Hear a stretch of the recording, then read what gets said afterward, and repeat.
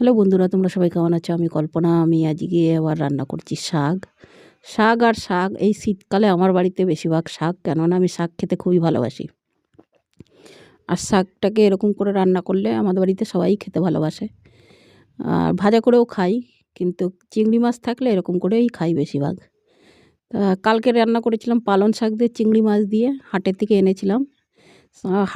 হাটে গেলে আমি 2-3 রকমের শাক নিয়ে আসি, ফ্রিজে রেখে দিই, 2-3 দিন খাওয়া হয়ে যায়। তা আজকে রান্না করব লাউ দিয়ে, ডাল দিয়ে, আর শাক রান্না করছি চিংড়ি মাছ দিয়ে, ভেতো শাক দিয়ে। ভেতো শাকটাকে ধুয়ে কেটে রেখে দিয়েছি ভালো করে। আর চিংড়ি মাছ নিয়ে নিলাম কটা, কালকে বরফের চিংড়ি মাছ এনেছিলাম, 250 এনেছিলাম। কালকে কটা রান্না করেছি, আজকে কটা রান্না করছি।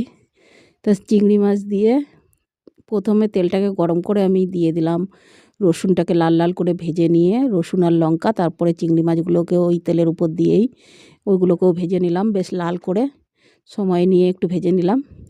লাল লাল করে যখন চিংড়ি মাছটা ভাজা হয়ে গেল, তখন দিয়ে দিলাম কেটে রাখা শাক আমি। আর লঙ্কা নুন সব আগে দিয়ে দিয়েছি পরিমাণ মতন, ওই তেলের উপরেই চিংড়ি মাছের সাথে। পরিমাণ মতন নুন, হলুদ আর লঙ্কা, 6-7টা কাঁচা লঙ্কা দিয়েছিলাম, কাঁচা লঙ্কাই খাই। দিয়ে ওটাকে ভাজা ভাজা করে শাকটাকে দিয়ে চাপা দিয়ে দিয়েছিলাম, মানে ঢাকা দিয়ে দিয়েছিলাম। ঢাকা দেওয়ার পরে দেখো জল এতটা বেরিয়েছে, জল দেওয়া লাগে না এই শাকে। তরকারি বলেই যে জল দিতে হবে তার কোনো মানে নেই, শাকের থেকেই যে জল বেরোবে সেই জলেই মানে রান্না হয়ে যায় শাক। এরকম গা মাখা তরকারি, শাকের তরকারি আমার খুবই ভালো লাগে। একটু ধনেপাতা দিয়ে দিলাম, এবার নাড়িয়ে চাড়িয়ে নামিয়ে নেব। বেশিক্ষণ লাগেও না রান্না করতে, খুব জোর মনে হয় 5 মিনিট লাগে। তা 5 মিনিটের মতন রান্না করে নিচ্ছি আমি ঢাকা দিয়ে। দেখো আমার রান্না হয়ে গেছে, এবার আমি নামিয়ে দেবো। বাস ধনেপাতা দিয়ে দিচ্ছি একটু, দিয়ে নামিয়ে। খুব সুন্দর লাগে খেতে, করে খেয়ে দেখবে, যদি ভালো লাগে অবশ্যই কমেন্টে জানাবে।